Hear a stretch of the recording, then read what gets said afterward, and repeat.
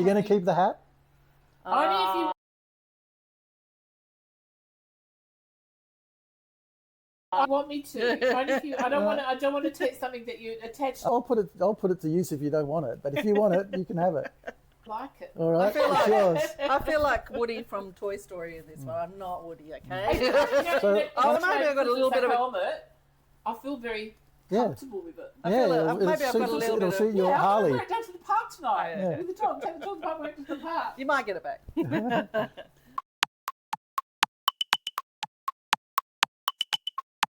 Welcome back to Beyond Survival.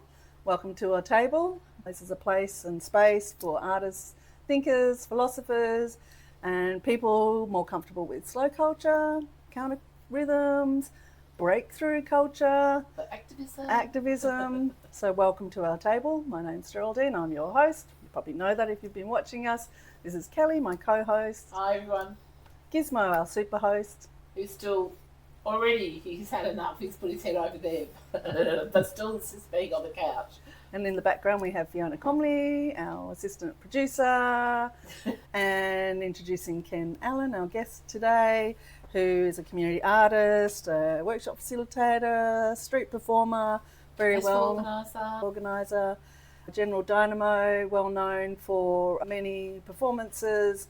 And Junkadelic, and which we're going to get you to talk about a lot because it's really cool. I'll make sure I put my Junkadelic hat on for that part. And literally how it all happened and how it all came together. Yeah, we're really looking forward to diving in today and talking with you, Ken. Now I do have to say, Johnny said to me, she wrote it down because we're planning guests a few weeks ahead, and she wrote down Ken Allen, and I said, my Ken Allen? She said, no, my Ken Allen. My Ken Allen. And then Fiona says, I think I know Ken Allen. If you've worked in festivals or events or anything like that, or anything to do with sustainability or activism, you have worked with Ken.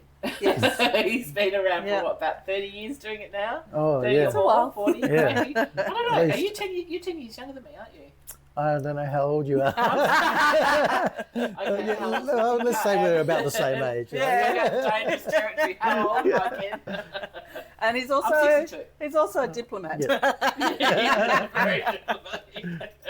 Touch with his feminine side, the old school would say. So before we dive in, shall we quite often start and then we pour tea and coffee and then it's cold and all that sort of thing. Let's introduce the table. This is part of our ritual of just slowing down and enjoying what we're making, creating, and what we're bringing together. Yeah. So these are things from my home and collection. I really love collecting. Is jugs of all sorts. Tree. What's this little jug? If you collect things or things are given to you, you always remember that you remember who it's from and where it's come from. It's the history that matters, right? Yeah. It's about the ritual of passing it in our family for whatever reason. Yeah. So I suppose I'll begin with the little jug. There is from my mother-in-law, Jo Clements, who's no longer amongst the living, but she's always in my life in spirit, and she certainly is in my life because she gave us lots of lovely things. She loved Wedgwood. This was actually the setting that my husband Keith grew up eating from this setting. It's beautiful. What have we got food-wise, Well, Kelli? you're the one who cooked I this did time, cook. Not me. Yeah, Fiona and I did make. I have. Let's start here. Yeah, it's a coconut cake, but it's a chocolate It's coconut not cake. everyone, by the way. The table today is vegan. And then Ken said, actually, I'm vegetarian. Not vegan. In the messaging. But hey! We can aspire to be better people. So it was a great challenge, and these are vegan cheese balls with they're crumbed with pecan, and I think they're going to be delicious. Pecan and macadamia? I wonder where to start, because I know really you What about are an incredibly active person in the arts community and sustainability, and I guess I'm wondering you're very motivated, I know, and actually I'll declare once again, I have worked with Ken, and Kelly's worked with Ken, so we know you're a high energy person and you bring a lot to the table. But one of the remarkable things is how you repurpose materials. I think that is something that not all artists, creatives do. Some go to an art shop and buy all their art supplies, but you had a close sort of connection more with sustainability and recycling. That was just Or more reusing than recycling. Yeah, that's true. Yeah, Yeah. but no, recycling, reusing. Yeah, repurposing. The re-word. The reword, yeah. But can we just go back a little bit first? Like when you first started, you were in the community garden over in East Perth, and for our overseas kind of viewers, just explain that process of like how did you get involved with that? What was it all about? What was the purpose of it? What's it doing today? I was actually involved with two community gardens. There's Perth City Farm, where I work now as well, in East Perth. And we were there, I was there with the Sambonistas in the 90s. Oh, Sambonistas. That's how I first Are found... Are they still going? Yeah, Still they're around? still going, yeah. And then also Earthwise in Subiaco. So Junkadelic was actually a project of Earthwise. And so we were based there for a little while at the beginning, but then we got kicked out because we were too noisy and got neighbours complaining. And then we moved to City Farm. So, and in the mid-noughties, I was working at City Farm doing community events. And that's when we first did a Camberang festival, this Noongar season for Camberang. Yep. And I first got involved with Richard Wally. Actually, I got involved with Richard Wally with the Christmas pageant because I was running that as well. And so that's how I was just doing events. And back then, like, we would have a budget of $5,000 and we'd put on a day-long event. Everybody went for free, really. You know, that would probably only cover your insurance costs these days. No, that's it, yeah. Yeah, it's a bit of a different time now. But yeah, that's how I got involved with those places, just through the event So you stuff. started out really through gardening, community gardens, and a passion for, I'm assuming, as much organic kind of... I've had an interest in gardens. I think I inherited that from my grandma. She, without knowing it, she was a permaculture gardener. She had a big property up in Gooseberry Hill and she just let things grow, and like she'd throw things out on the verge and let it grow, and it was mostly native stuff, other stuff as well. But I wasn't into gardening. It was kind of like an osmosis thing, and I didn't really get into gardening until I was an adult. And my connection with City Farm wasn't through gardening, it was through community events and community arts, that sort of thing. And that's always been really your driving force, hasn't it? Yeah, like I actually went to uni, studied engineering, and I worked as an engineer for 6 years. I did not know that. And I didn't know that. And that's a whole other life. Yeah. But at the same time, I was doing stuff with the Sambonistas. I was just like doing the engineering stuff. It was really challenging work and it was well paid and everything.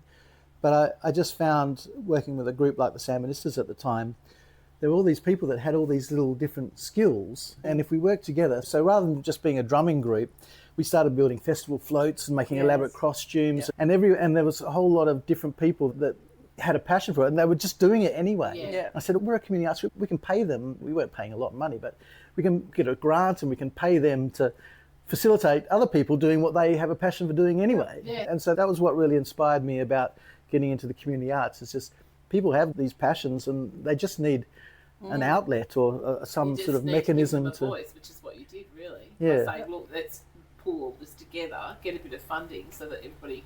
It's never a lot of money, guys, but it's enough to... At least you're not doing it for free, which is... Many of us have. Yeah, well, they were still doing it for free anyway. Yeah, pretty much. But it's more like that, getting paid and having an official title as the costume designer for Sammy. It just gives them some recognition, and you get so much out of people doing things that they love, just by recognising. And it's such a cohesive. Really has been such cohesive in many kind of areas. Talking about film, independent film here, they've all been working together for 20, 30 years. They all know each other, and I feel like that community arts that you're talking about in festivals, that's where I had that experience. Unfortunately, visual arts here is not cohesive. It all never has been. It's always been a little bit incestuous, and then outside of that ecosystem that they built, the conceptual artists, that's why we all left. We went overseas. And that's, I think, what you're doing, and other, like in Jimmy and many other people who have focused on the community, has given what we see today here. All the events, like in Fremantle Biennale and the Leadham Carnival and all those bigger... Excuse me. They wouldn't exist without what you guys do. I was only in it for a little while. I can only speak into it for that 10 years I did it. But what I witnessed and what I saw around me was a hope and dream for visual arts community here to understand the need and how beneficial it is to build a community around it. They tend to have little more silos. That's it. This is where I came to. I went to art school and came out, and really community arts is where I felt at home too. And I worked in various community arts, and I actually ended up doing more of the organising, but I did do lots of festivals as well, and festival floats, and I was in that the art rage days. Yeah. Where you could really just turn up and you could build something, and you could make costumes, and it was great as a young person to have that outlet. So for me, it was a huge community building experience, and I didn't realise I was part of it. You probably didn't realise that you were really part of something greater until you were really immersed in building something. You were one of the main spokes in the creating of that community. I think it definitely encourages you to be quite diverse. You can't hang your hat on one particular thing. Well, that's what I've found with. No, I think you 100%. But it's also because we're just a relatively small, isolated community. There's a lot more potential to do a lot more. I think because you get to know people pretty quick and get in the scene. And if you have a passion for it and people are attracted to other passion, then it's quite easy to form a crew and get stuff done and do stuff. The people that you know and you trust and you've worked with before, it's once you've built that community. That's why community is so important. And for me, especially coming from, we've been overseas, I didn't come back here until 2005. And I remember Lois and I looking around going, has Perth changed? I think it was 2007, 2008 when we created a market up at the Hilliers Boat Harbour, which is that doing community in mainstream really. And that was when we started seeing the change in Perth. We started seeing that culture and community building. And then my niece, who was also studied overseas, she was in performing arts and came back, and then she came and worked for Chalice for a few years while she was doing her masters and things here. And she said, I didn't even know this community was here in Perth. I said, me either. It's all new to me too. And it's great that it's here. And I think, I don't know, you're the one who's been in SCON for many years in the community arts here. What are the changes that you've seen yourself personally and experienced over the last 30 years? It's an interesting question actually, because you have had that continuity, haven't you? I don't know what the changes have been. I think it's harder now for young people, definitely. Like when I started, as I said, I did engineering for a while, so I had a bit of money and I bought a house, 120 grand in Vic Park. You still crazy. That house? No, I ended up selling it, but then got another house with a bigger property in Beckenham, which is still really close to the city. After I bought the house, I was an engineer when I bought it, but then within a year or so, I ended engineering and went into community arts. If I had a $300,000 or $500,000 loan, I wouldn't have been able to do that. So that really upsets me that there's not those opportunities for young people to take that plunge into the arts anymore, because we're creating a society of serfs. You just work to pay rent. Hopefully with the work that John Kerry's doing with Honk, doing kind of building lower cost housing here, and he is doing what he said he was going to do, which is good, and we'll see where that plays out. But for the young, when we were growing up, that was the first thing you did, right? Was go and buy a block of land and pay that off, and then you build a house on that block of land, and then you might sell that.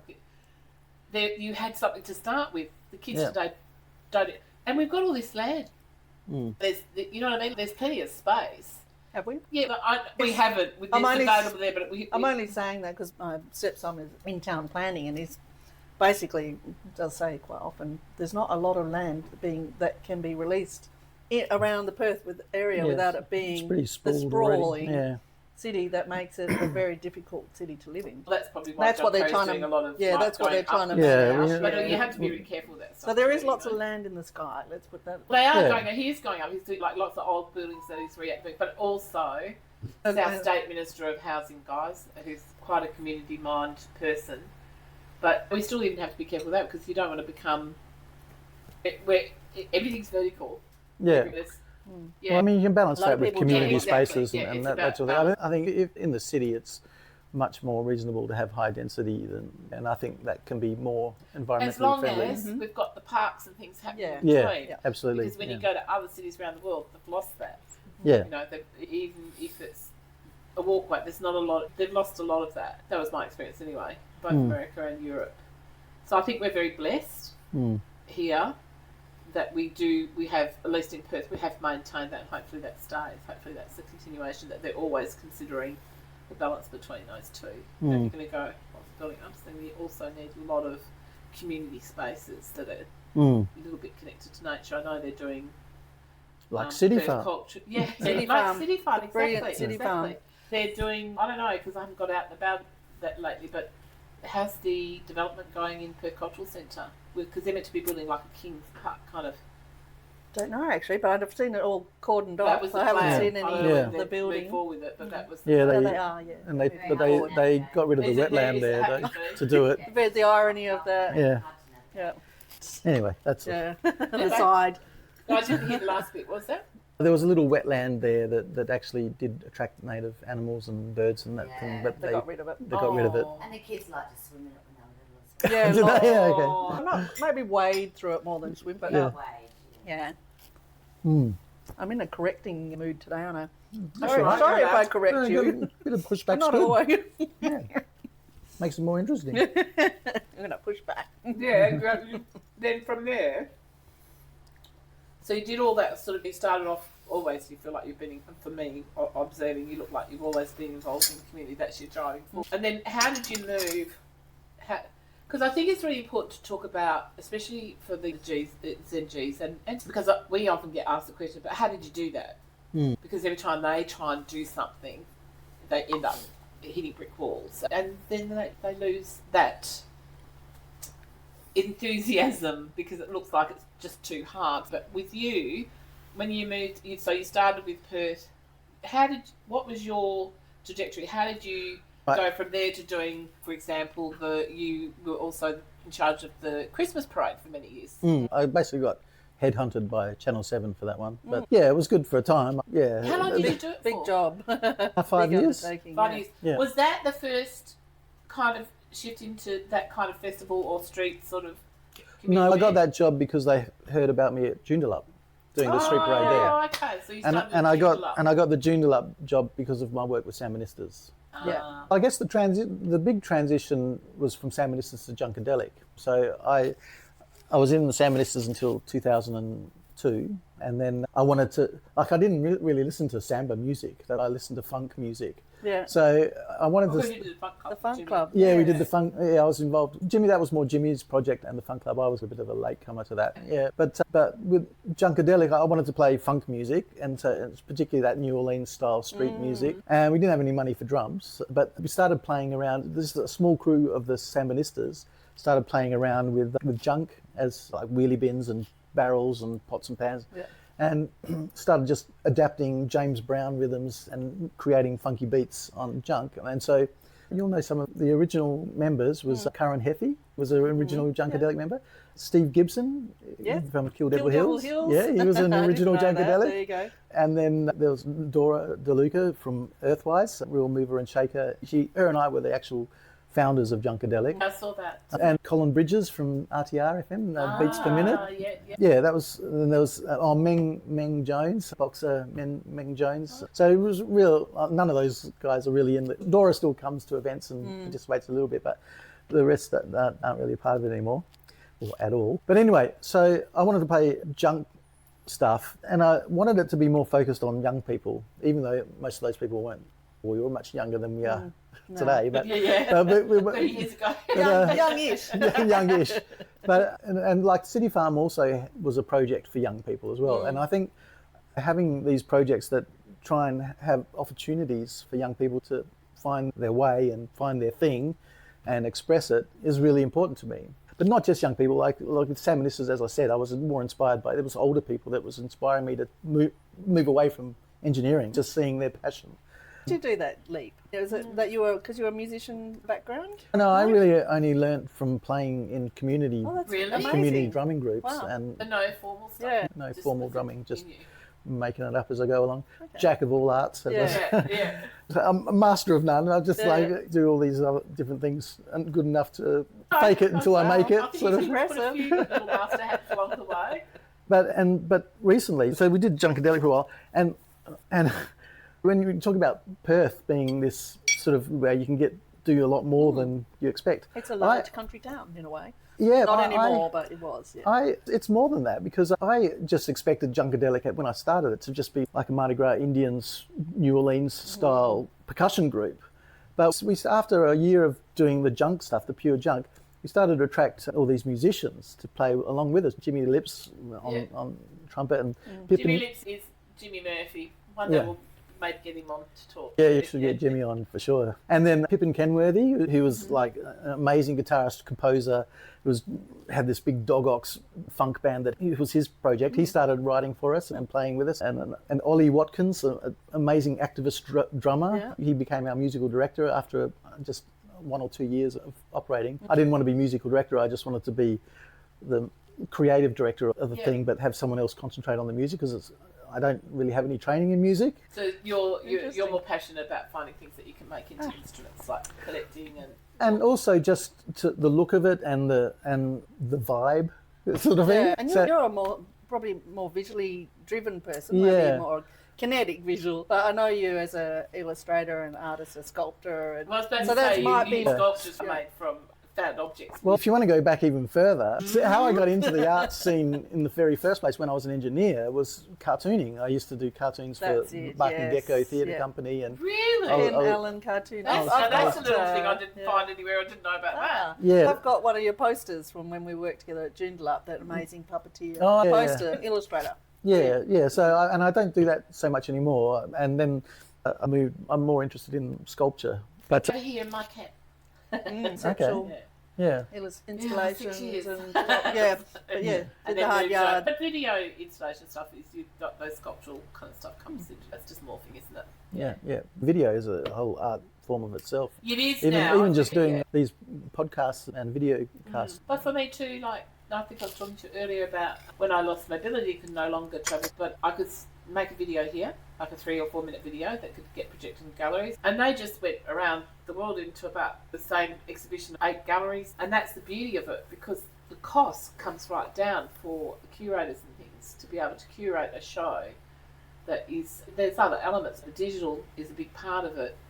It's easy to transport it to another country, to another gallery and another museum and another whatever, so that's what happened. So I had to pivot because I could no longer make the big installations I used to make. I didn't physically couldn't. I think I have a passion for digital because of what it gave me, the ability to still continue doing my work. Yeah. And I think that also, again, with Gen Zs, there's real opportunity there for them. You can do it without money. Yeah, I'm encouraging my son is a bit of a YouTuber. Yeah. He's just doing the video game sort of stuff, but he's doing it's like he's making and he's editing, and so I'm really encouraging him. I'm not so into his content. No. Like eventually there's bits and pieces that I like. Yeah, that's it. And it's their world. This is their time. It should be their time, and it's a pretty it's pretty hard terrain for them, full stop, really. But the one thing that they do, if they can utilise that rather than just end up living in their rooms and gaming, if they can take that knowledge and the technical skills they've learnt to create, there's real potential for them to really be in the creative world in some way with very little cost. Yeah. Just your time. More than anything else. We've got to get on board with that, because this is their story. I imagine you're probably a patient father, but I know, and I try to be patient. I know Fiona and our sons are the same age or similar age as well. And we want them to go out and be in the world, but it's not necessarily a reality. So I see my son sitting in a chair for way too many hours a day. I let it slide a bit, but we have a 3 things rule before you go onto the screen. And you have to do 3 things, which is you have to tidy up yourself, clean up your room or whatever. You have to do something creative I like that one. Outside of with my younger son, he's just learning guitar and he loves drawing, and you don't have to give him much encouragement to draw. He'll draw for ages. With Felix, his creativity is on the screen now, so I'm a little bit lenient as long as I know that he's actually creating on the screen. And the other thing is to do something for someone else without them asking. So lovely. I love that. Just say that one more time. We might adopt that one, Fiona. Yeah. They have to do something for someone else in the house without them asking. So love that. Love it. And love that. Knock yourselves out now. You've done it. But I got sidetracked. I was talking about with the Junkadelic thing, how we. You have to have a look too. So my expectation was just to be a percussion group, and then all of a sudden, like by about 2004, 2005. We all of a sudden had this full-on funk band, and with a percussion group as well. And it became something more George Clinton's Parliament Funkadelic rather than just a percussion group. And you know, yeah. And then by the 2010s, Yep. Yeah. we had all these. Go for it. We would. Do you want strawberries? No, I'm fine. Yep. By the 2010s, we'd formed into the Junkadelic brass band. So in the noughties, we were called Funk Junction with Junkadelic. Oh, Okay. In the 2010s, we'd become the Junkadelic brass band, which was more of a New Orleans brass band lineup. And we had the best sax players and horn players in Perth. Well, Jimmy used, because doesn't he? No, he was in the early days. Like we had the jazz world, like people like Dylan Hooper and Mark Osborne and Mitch Bogue and Matt Smith. And these are great singers as well. I actually only saw Tony Walker, Junkadelic as a band at the Laneway Art Space. Was it 2 years ago now? Oh yeah, Or was less that than. Jenny singing? Jenny G? I can't remember, but Okay. I was impressed because I've seen so much of your parade work. And shout out to Gabby Maslewski from Laneway Art Space because she does these one-off events, and impressive. Yeah. Amazing, all the orchestration and just a very good band. And I think that's the sort of thing that can, I won't say it can only happen in Perth, but I never expected, like Junkadelic grew. I'm the biggest fan because it's so much more than I anticipated it would become. And now today we've got those guys, that's the golden era, those high-end jazz musos that moved on to other. When I say starting, most of them have been with us for 2 or 3 years. Post-COVID, we had a change of guard, if you like. Yep. And Many did. Hey? As many did. Yeah, that's right. Just kept Yeah. moving and And we've got now at the moment our musical director, one of our musical directors, we have 2 musical directors, one of our musical directors, our band leader and our school's workshop musical director, they're all under 25. Oh wow, that's So great. it's become this youth project that I wanted it to be at the beginning. Next generation. That's Yeah. amazing. And they've got so much energy and they've got so many awesome ideas and they're just putting so much into it that I'm just blown away. Yeah. And the good thing is we've still got some of the old guard like Pippin Kenworthy's still playing with us, Hoodwink, Paul Hood, who's an amazing rapper, just all-round performer. I think he studied theatre arts, so he's just a really awesome performer. Yep. Jenny G's on vocals, and Mick Brazel's one of the earliest members. He's probably been, aside from me, the longest member. We've got the old guard still there, and we go on tour, and they're looking out for the young guys and helping them out, and it's just... And that's the way it's meant to be, right? Yeah. You don't always get to create that, so kudos to you guys that you're still here. Yeah. The first time I think I heard about Junkadelic must have been back in 2007 or 8. Is that about right? Yeah, we started in 2002 as and percussion. and we'd had them out at the harbour a few times, and then I think we had you out there once, didn't we? One of the expos or something. Yeah, we did. But before that, obviously I met you through Leaderable, but before that I had heard of Junkadelic beforehand. Like I remember a few people had. So that's a long time ago. That's a long growing thing that you've done there, and that consistency that you've created. 25 years next year. Wow. Amazing. Incredible. Just amazing. Well done. Do you want to? Let's talk do you about wanna regeneration. Can we bring that on camera? What's that? You want to see the Well, drum? let's see. Yeah, let's see. Oh, well, I better put my where's my Junkadelic? That's the right way. Okay. Who's there, Giz? No. Who's there? Well, Okay, So- I ready? think we're getting in So what am for I? We're going to play it. interactive All right, well- music workshop. This is so you can see by the hats alone. There's a Okay, shaker. Thank you. My That colours, purple and yellow. It's an amazing thing. So you did engineering first. It makes so much sense to me Yeah, now. the The building, construction, and the, need, and yes. the structure. Even in Chongju, in South Well- Korea, they built a university. You'll love this, Yeah. and it's only engineering students and art students. Oh, Yeah. interesting. I didn't Well, know I was this. reading somewhere that the engineer, all the government officials mostly come from an engineering background, whereas in the West, it's usually from a law background or a, Yeah. True, a yeah, finance yeah. background or something like that. It's economy, economics. they have that process. They're a one-party system, but Yeah. that There the is that way one line that the way goes to on. progress up in China is to. You have to do a good job. It's more of a meritocracy in that way, Yes, it is. where you might be in charge of a town, and then if you do a good job of that, then you get voted up You get to elevated up. the That's director two of a in China. province, and then Yeah. you get Lines, yeah. But get- Mark's better too. yeah. That's in a way, it's a different form of democracy there that they have under that Look, authoritarian rule. No, You know? I think with China, what they've done is they've taken capitalism, so not democracy so much, but more capitalism, because they knew that's what they required. So they still do the autocratic stuff, but marry that with a bit of capitalism. Yeah. And they've proven that it works, really, in a strange way. Not that I'm suggesting in any way that would be a good system I would want to live in, because it's very controlled in one mind. But you can see, I think when you look at other autocratic countries, look at Russia now, it's falling because it's more focused on one person's mindset, really. Yeah, yeah. And eventually they always collapse. That's what happens. That's just the nature of that. History shows us that. But I think what China has done is twist that on its head a little bit. Yeah, I don't think that authoritarian kind of system would ever work in our Western world. No. But we could certainly learn a lot about how that more meritocracy, whereas we have jobs for the mates and we may vote for our politicians, but they might not have any qualifications at all in what they're like. It's not. No guarantee. There's things that we could learn from. Perhaps in our bureaucracy, we could have more of that meritocracy that they had, so at least a politician that we vote for has someone that's got some expertise. But I keep bringing it up. I do think that John Kerry does a form of that.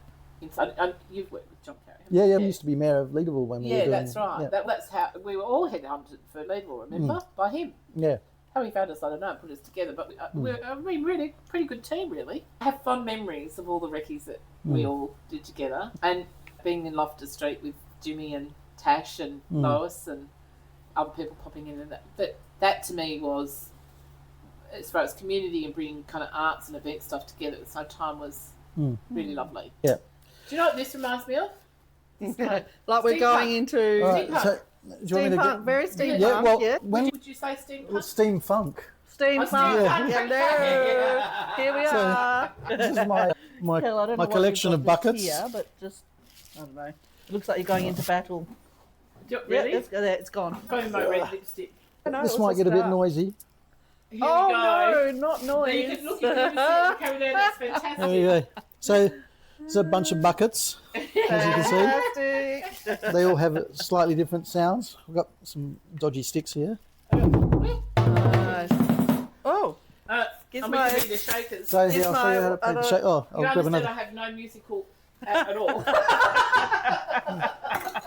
Fiona needs a shaker. All right, Tried for years. It's just never quite CB, gets ready? to the other side. there's a shaker. Both Fiona and Geraldine have some musical skills, and this one over here has a lot of musical And so skills. I'll just teach you a simple shaker rhythm. Thank you. So that's a bit like an old steam train. So you say that to kids and they don't know what you're talking about. Oh, yeah. But then we want to put a little accent on the 4 and. So we're counting 1, 2, 3, 4, and 1, 2, 3, 4, and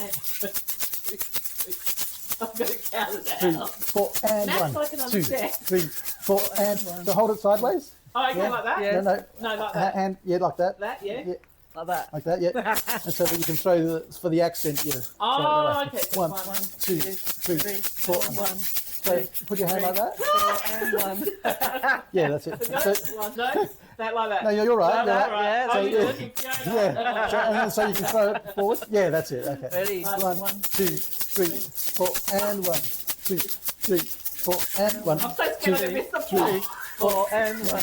Whoop. 2, 3, 4 and 1. 2, 3, 4 and 1. 2, 3, 4 and 1. 2, 3, 4 and 1. 3, 4 and 1. 2, And then we- 3, 4 and 1. Sorry for another time.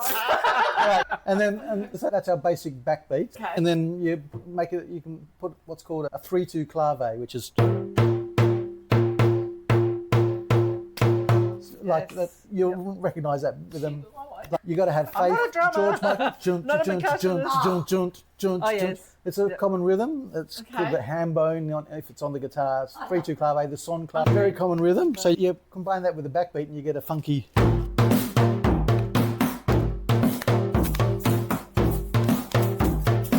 And you're playing the 4 and 1, 2, 3, 4 and 1, 2, 3, 4 and.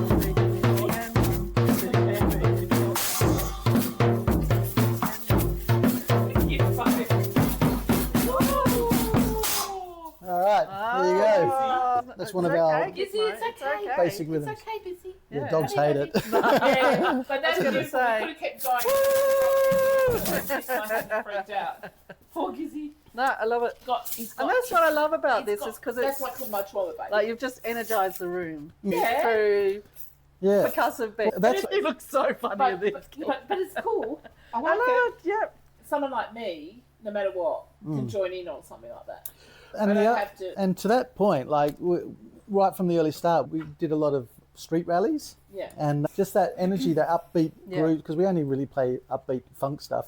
Yeah. We do have a couple of slow songs, but mostly it's party music. And even if it's just a drumming group, we started off doing a lot of the refugee rallies when we first started in 2002, 2003.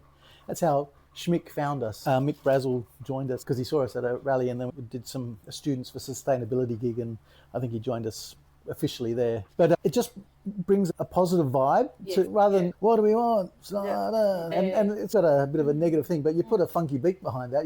What do we want? Yeah, it changes it, exactly. It brings it back to being human, being community, being together in the moment, and It really rising brings the that energy. We stand up with the people. Yeah. Even if you said nothing and you had that beat and everybody was in that beat, Yeah, that's counter rhythm. yeah. That's the monks doing the two It just gets in my personal space sometimes. Spacing going on. I try. Especially with the helmet on, Kelly. It's just it's like you're in my space and you got a helmet. What do I sit in the helmet kettle dry? Yeah, it looks good, yeah. Great. What about me? Is this my thing? Or? Yeah. That does really suit you, actually. Somehow it works. That's so funny. Especially with the shirt you're wearing. You got the whole cowboy goer. Yeah. Kind of slash steampunk slash steamfunk. Steampunk. Yeah. When we did a tour in 2015. We went to America and we did this Honk Fest. Like we do a Honk Oz in Australia, yes, I did catch onto that. That's great. Honk Fest West, which Yeah. is Honk is like a convergence of street bands from all over America. Oh, wonderful. Here it's from all over Australia when we do it. Because they're big on that kind of parade style bands. They all, like Yeah. every high school has one, right? Yeah, they have Quite big, easily. there's big stadium bands, but this is more like the feral street band. No, but what I'm suggesting is that's the fringe Yeah. part of that story, really. It's a lot more like the Burning Man kind of vibe. Yeah. And so when we went there, we were obviously the only Australian group there, and they just loved us, and they thought that we were very Mad Max in our costumes. love it. Yeah. Like a funky Mad Max. Yeah. Just And that, added to the mystique of being Australian. I love it. Yeah. What about you? But these strawberries are delicious. Sorry to just put that in there. Oh, yeah, they are good, actually. Did you try some of the No, strawberries? I'll grab They're so sweet. Because they have been a bit lackluster these days, but these ones are nice and And I think we should cut the cake soon, but it's been sweet. a rollicking ride.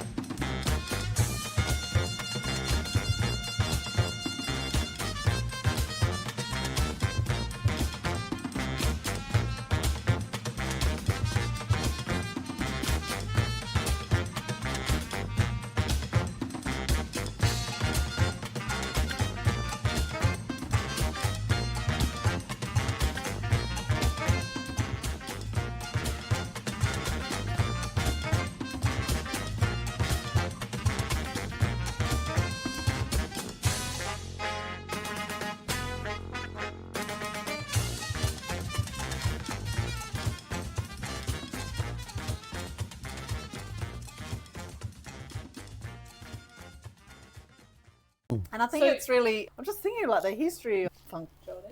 street bands. You You embody it. It'd be interesting if has someone written about this incredible history? Because it's a really, No, I don't know. maybe I should put my hand up and. All right. Okay. I've got I find it fascinating. Did you see my scooter coming in? My wow. scooter. Looks like a little Harvey. Yeah. Yeah, Imagine this. Yes. I can shake. So I'm not getting Wait, that back, am I? but I can drive and I can shake and I can film. We can we'll make you one, Cal. If you really want it, you can keep it. Oh, it does suit her. It's very weird. Imagine turning up on that scooter. because even just going out on the scooter, just because it's a bit different. When I lost the bit, I used to walk everywhere around here for 30 years. Yeah. And you really miss it because that's how you. Thanks, Cal. I bump into my neighbours. Yeah, and yeah. I used to have my dog and stuff. Now he's been trained to walk on scooter. Even if I can't go and the girls take him, if I'm tired or whatever, take him to the park. They go on my scooter because he only knows how to walk. So now we can wear the helmet and scooter and take Gizmo and for a people ride. stop me. Yeah. Like when we were going through the Perth Cultural Centre doing all our meetings, that was Fee and Dennis and Michelle Kickett from York and Nungali and Willera. Yeah. Anyway, we were quite a lot in Perth Cultural Centre, but I would go on the bike and then the girls would find me on e-scooter. We'd go into the meetings of the directors of all the different kind of agencies there, and I'd go on my bike up into the boardroom Right. and do it, and they never said a dicky bird. Was like, did they, Fiona? They didn't even. They just like it was. No, I was saying, do you want me to park here? I can transfer. And they said, no, it's all right. Pretty much drove them into every meeting that was.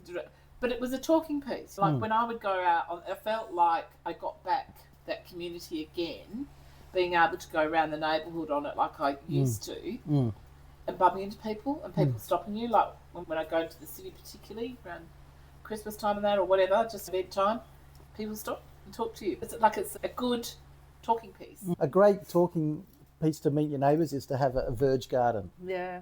Do you like the garden we've got There's out a here? little bit of a garden out here on the lane. You'll And notice see it out when you the go back, out there. That was all barren out there. That All was right, just a brick paving Yeah. and a wall that went to the waist height so we could see into it. I'm not a gardener at all, but luckily my neighbour was into it, and I said, I'll help you build it. So he and I built it, and his wife and the other girl who was sitting next door here, we all brought off the plants almost, and they brought the plants, and we would just plant. So everything at the back there was originally built up just by found objects, stuff like that. Nothing was new except for the chicken, or maybe even the chinamai we got from somewhere else too. And now you can look out there now. See, It looks great. so I've got the bamboo creating that. Then Kerry's a huge gardener. She's 82. She's been my neighbour for more than 20 years now. She was the one who discovered Heath Ledger. She was the ABC producer for many years. And so she's got lots of stories to tell. She's always been behind the scenes. But she loves gardening. And she created all along that little fence there in front of us. Yeah. That's all her. She did all that. Yeah. It does make a difference when you come down the main road. We live in a corner block and we've got this massive verge. Like the verge is about as wide as this whole room. And it was just lawn. And like before COVID, I started putting a few little plant beds out there. Then in COVID was good for me. First year, when we got that free pay, it was like, as a community artist, you never get long service. That was like I had long service leave. And I just went mad on my community garden. And so added all these beds. And like neighbours were donating beds. And neighbours, and I set up garden beds. And I started setting up garden beds on the verge across the road, my neighbour's verge. They let me put beds there as well, which is still there. Again, and I'll show you one of my... We'll put these pictures on the screen too, guys, as well. And I established, where is he? The Guerrilla gardener. Isn't he great? Yes, I've seen him on... There he is there. Yeah. He's across the road. I love herbs. I love you. So guys, I'm going to do a proper sort of one on the screen, but you can see here it's a bit of reflection. Just brilliant. But it's all been made up of all kinds of stuff. What's his teeth made It's of? all basically mice or found objects. Oh my goodness. Yeah. You know, What on earth have...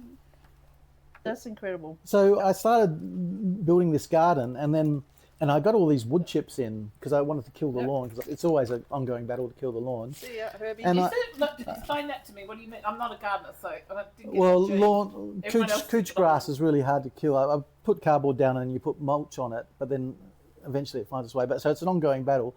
But I had all these piles of mulch across the road that I was using to eventually cover the whole verge across the road, because I'd already done my side. And I had one neighbour. Like I had multiple neighbours, people walking past, because where I live, people walk down to the Canning River and walking their dogs and that. And so I met so many neighbours just being in the garden. It's just like such an awesome community Great. mechanism Right. or something. But I had one neighbour that just loved lawn. Okay. And the lawn across the road from me wasn't lawn, it was like grass that was probably full of snakes. But Yeah. I wanted to just kill it off and just have it as mulch and then put garden beds on it. And they complained to the council and he's a guerrilla garden because like the laws are that you're not allowed to have any gardens above ground level on the verge. Really? And I've got raised beds. Some of them are wicking beds. I won't look up wicking beds. They're excellent. I've got a wicking bed. My veggie patch is a wicking bed. I won't go into the details of wicking beds. In Australia, it's almost essential. Yeah, if you want to grow tomatoes, yeah. And so I had the council coming over and assessing me, and I was getting really annoyed, and I wrote this massive email to the council saying this is what it's about. People can help themselves. Like it's literally a veggie garden on the verge. People can help themselves. Particularly COVID times. Yeah. It's a very different. Even we're now, in a very different place the cost and of time. everything going up with the oil stuff. Yeah, going on. exactly. Yeah. Yes. So there was this to and fro, and like I could tell that the people that came and from the council, I could tell that they were on my side, but they have to go through the process. They get a complaint, and by the letter of law, I was illegal, but they've let me get away with it. I was just thinking of cost of gardening Australia. Some of He wears Junkadelic colours. He jammed with us at he's amazing. at the Kalamunda Gardening Festival. Oh yeah, yeah. And he's So would you visited. say out of all the events and things that you've done, all the projects you've done, that Junkadelic seems to be your main passion? It is definitely today. I work at City Farm as well now, and City Farm I run the markets there every Saturday morning, like 4 a.m. How are they going? How's the markets It's going really well. Haven't Yeah, been there for a yeah. while. It's really picked up in the last 6 months, and we're actually breaking even. We're getting close to the 2:30, and yet we have not I tried know, your let's do magnificent cake, which I know The you cutting slaved of over. the cake. We'll call it a flan. Let's call it a flan. The flan. All right. Coconut flan. I'm not sure about because it's So experimental. Junkadelic's still strong Yeah. in your life. Yeah, But yeah, it sounds like you've walked a few other paths since then. yeah. Well, did you just recently do some stuff? I know you've done with the Butt Festival Activism. before, but didn't you just do some work with Gin the Butt Festival just been on? No. Talk No. about you in there. Do they? Yeah, there was a few articles that come up that's talking about something that you had done there. That's Can we talk a little bit about activism? Because I know Yes. I see Junkadelic, I see Ken often at protests, and activism is very much part of your life. Next time you do Yeah. that, can you ring me so I can come on my bike? Yeah. Well, on this Sunday, the 22nd, there's Yeah, a the massive. 22nd is a big forest run. rally. Yeah. Oh, tell me more. But that's not so Oh, much you're with not here Sunday. that's not so much with Junkadelic. That's with the Drummers for Hey. Climate Action. Sorry. Okay. So that's a group that Oh, it's a subgroup. Okay. they're completely So I'm separate. sure there's some crossovers. So Yeah, I'm the crossover. Yes, please. Yes. I showed them how to make the junk drums, and I basically taught them a whole bunch of Junkadelic rhythms. So there are occasions where we team up with No, Junkadelic. might need another. That's right. I'll Another make stage. room. I want to get back to talk about activism. activism. So, what's happening this Sunday? It's a My forest. food friend. It's a forest rally. Forest Place? I No, don't- sorry, where does it I start? think it is starting. It is in Forest Forest Place. but it's to save the forests from. I think it's from Alcoa, and I don't know. All of them, but all of them. Alcoa is certainly. Wiped out a whole bunch of forests, and then whoops. the minister came and said, you know, naughty has a fine of $50 million or something. what you make. And by the way, now you're approved to do it. After, let's Yeah. say, after, and I think I have already mentioned this on the podcast, after 59, nearly 60,000 West Australians signed a petition, 59 plus thousand people Yeah. signed a Want it. petition, and then the federal minister comes in and basically it gives them a 50 million fine, which sounds like a lot. No, not for an American international. That's like- So really, so who controls it? Who's controlling this? Well, Don't get me started on Woodside. Yeah. Oh, do tell. They're, yeah. How did they take control? How did they get to where they are? Because it's A little there's personal story. As I said, I studied engineering. I actually won the Woodside Prize in my first year of study. Ah. Oh, how funny. And I worked up at the Burrup Peninsula and even went on to North Rankin A So you platform. know really inside And stuff. back then, I was proud to be Yeah. working for Woodside because gas was a transition fuel. Yeah. And we are Yep. also a And- mining state. So Yeah, and that was all back. That was 1990. Yeah. But the trouble is, we just never we did transitioned. transition. yeah. Like it was, and now they're wanting Yeah. to go to 2070, and even bigger. So I guess the story is how did I fossil read fuels? about that, didn't I? Just how did Yeah. fossil fuels take our nation hostage, because that's what's actually happened in Australia, where there's China and plenty of places across the planet who are transitioning. Yeah. Yet here we are digging in deeper, and we have planning to build a new coal power But we station. also have the renewable energies here ready to go, but we're just not activating. Absolutely. That's the problem. But you can't tax the sun and you can't tax the wind. That's the problem. It's about money. You can't make profit from it as well. No, That's the problem. That's the tax. But we're not even benefiting. They're giving it away for free. I know. Like the Japanese buy our LNG from Woodside, and then they on-sell it, and they make more profit off it than we do. Sometimes, before we started getting the refiners, they'd take the rare earths, and then they'd sell it back to us. Yeah.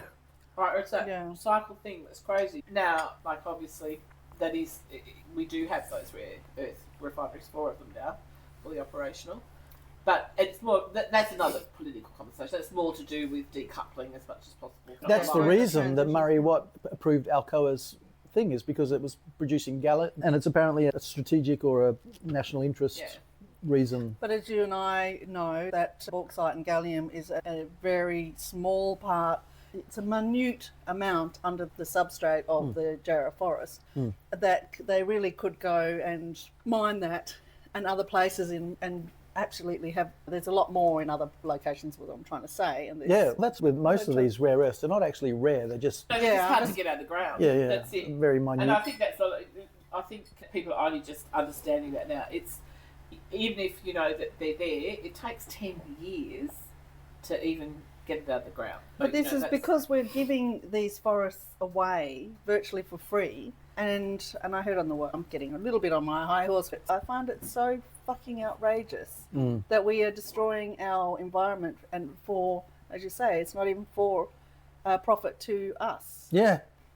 So I did actually write a letter a couple of nights ago to my local MLA, and I thought, I haven't written a letter, and it's been on my mind for quite a while to write about this issue. I'm pretty optimistic in my own little private, personal bubble life. Pretty pessimistic about the world in general. But I think I do have quite a lot of hope, because if you look at the election result, okay, Labor cleaned house, right? Yeah, but there's not enough pushback. The thing is that they have, the frustrating thing about Labor is they have the power, especially if they combine with the Greens in the upper house. They could do all the good stuff, but they don't because they're sold out. But if you look at the election results, I don't know if you've seen those graphs where people in the olden days used to be all down here, Labor or Liberal, and then independents were up here. Just under, left or right. so many, like Fremantle almost got lost. One of the most safe Labor seats in Australia almost lost to an independent. So all these Greens and independents. I do think you're going to see more tills as we move forward, especially the next election, because so many people are disheartened with what Labor has done. Yeah, absolutely. In this term. Like, they criticise the government all the time. Oh, yeah, I know. Australia Institute. They put out, they're just they're relentless. They're totally on. Relentless, putting out really good stuff. Even more. Actually, we need to tap a bit more into their popular. Everything. Yeah, we do. They They know where it's at. Really good discussions about policy. I think they're making a difference. I think there's a lot of pressure on governments. Like I said, I'm hopeful that especially things about housing and hopefully eventually AUKUS, we get it out of that. But we've got to finish up because I've got to go. But don't get me started on AUKUS. That's another time. You know what? Let's make a commitment now that in maybe 4 to 6 weeks we'll get you back and we'll just talk about AUKUS, and we'll also maybe... I'll tell you about some Junkadelic gigs as well. We've got some really good ones. Oh, good. We'll be at the Subiaco Markets, the night market, on the 4th of April. It's a free, so you can just rock up and enjoy the show. We'll for our local viewers? Yeah, come on down. For those, maybe if you're coming to Perth to visit, who knows? But also, just on that note, we'll get you back and we'll talk about AUKUS and do a really good, just make the whole podcast about talking about all the details of why AUKUS is not a good thing for anyone. Yeah. And the reasons why. It's such a joke. But and we'll also... I have my little quote. Oh, go on. I always like to do a little quote. Yes, it's very short, but I think peace is not an absence of conflict. Peace is the capacity to deal with conflict intelligently. And I think that really, and I'm sorry, I don't actually have who wrote that. Oh, there's a little bit more. So peace invites you to welcome difference rather than fearing it. Peace refuses violence in all its form. Oh, I do have the writer. Peace chooses life. Dr. Stephanie Dowrick. Yeah. I just read that and I just went, really, isn't that what we're all about? This is why we've called this Beyond Survival, because we really want to be thinking about what happens beyond survival. We really have been in survival mode, and you can see that on the planet. We have the chance to grow up, don't we? And as you say, and grow up in joy and fun, and you're leading the vanguard on that. Oh, we might I don't know that. In my own little bubble. I'm a great believer in people like yourself who choose the pathway that you've chosen. Make no mistake, it makes a huge freaking difference, because even if you're not feeling it yet at the ground level, and I'm sure you do, and look, you've been in it for a while. Look, you made us wear these silly hats. But coming back, victory. Sorry, kids. But coming back to that, that grows into the things that become normalised. They just come from that grassroots, and that's why it's so important to honour people who just keep doing the 9 yards quietly in the background, and they're the people that I want to showcase and talk about. That's the people we're bringing to the table. Make opportunities for young people to. 100%. Yes, that's amazing. 100%. Yeah. So we come back to that regeneration, repurposing, I'm so optimistic about the cruise, City Farm stuff, Junkadelic, all that sort of stuff has just never been better for me. That's great. Family life as well. Yeah, I think the world just needs to. You're resting into it. Yes. Yeah. I don't know about the world. Yeah. I sometimes feel happy that we're so isolated from it. Maybe the same token as I think we were talking about before we started filming. I was saying to you, no, it really is a time of first individual evolution. Take care of your own business. Be the very best that you can be. Like, do your stuff. Yeah. Because automatically that changes the collective. You don't actually have to do this. You just do this, and everybody takes care of this. Well, then the community comes together. Yeah, I think, just quickly, I know we're going to finish, but we've grown up in this neoliberal sort of idea about it's very individualistic, and I think a lot of the young people have lost the idea of our social system. Communication, I don't even know how to communicate, really. Well, it's more about thinking about beyond just their own benefit. They've got to think of it in how society benefits from what they do, not just how they can do what they do. It's more, I think that individualism is so ingrained that people forget about society, especially young people, because they've grown up in it. That's been the dominant paradigm we're in. Now, you're seeing, especially with Gen Z and particularly young men, you're seeing them hide. The women are going out there and conquering the world from the Gen Z. Like, they're more visible. That's a good thing. But now we've got this issue with the young Gen Z men hiding, really, because the world feels too much for them. I think they're quite sensitive in many ways. But I do still think the way you build a healthy community first is you've got to do your own bit. Because if you're too scared to go out there, even interact and do community, then you're not going to get to a place where you can be part of that community or build your own communities. So I think that's why when I talk about doing the inside job, I'm not talking about being individualistic. I'm talking about more emotional, mental and spiritual growth within. That automatically allows you, gives you permission gives you courage, if you like, to be more involved with your community, to go outside of the bedroom and the gaming and the stuff like that. I think that's a really important thing. Okay, I think we need to wrap up because we're only just getting started. That's part one. It's been it feels like a reunion in a way because we haven't seen each other seen you for a while. Really so it's been great to bring you to the table Beyond Survival. So the first thing, and thank you for the workshop as well. And the music fun. and we'll do more, guys. We'll do more. You'll see more from the footage and stuff that I edit into this. But yeah, thank you for joining us at the table. Oh, thanks for having me. And we're happy to delicious food. You're going to keep the hat? Only if you want me to. Only if you. I don't want to take something that you attach. I'll put it to use if you don't want it. But if you want it, you can have it. Like it. All right. I feel like Woody from Toy Story in this one. I'm not Woody, okay? Maybe I got a little bit of a helmet. I feel very comfortable with it. Maybe I've got a little bit of... It'll suit your Harley. I'm going to go to the park tonight with the dog. Take the dog to the park. You might get it back. Thank you so much, and we'll definitely get you back. It's great. So we'll say over and out. And before we do, we just have a little mantra. We say you've got to laugh. The first thing you do is laugh out hard, ferociously as much as possible. And then you've got to love so much love everybody and everything.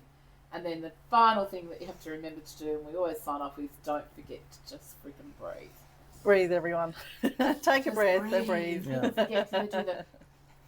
Got to do the Gallagher breath. Just got to So take that a little moment. mantra. So when you're feeling Love, love, anxious- love, laugh, laugh, laugh, and Yeah, that's breathe. love, love, love, and laugh, love, and breathe. That's our little mantra. So, Awesome. Okay, let's get you out the door. All right. Go and You've pick up got, my you've son. got the children pick up, the All right. child pick up. All right. Thanks, everyone. Fifi. Oh, and Gizzy's up.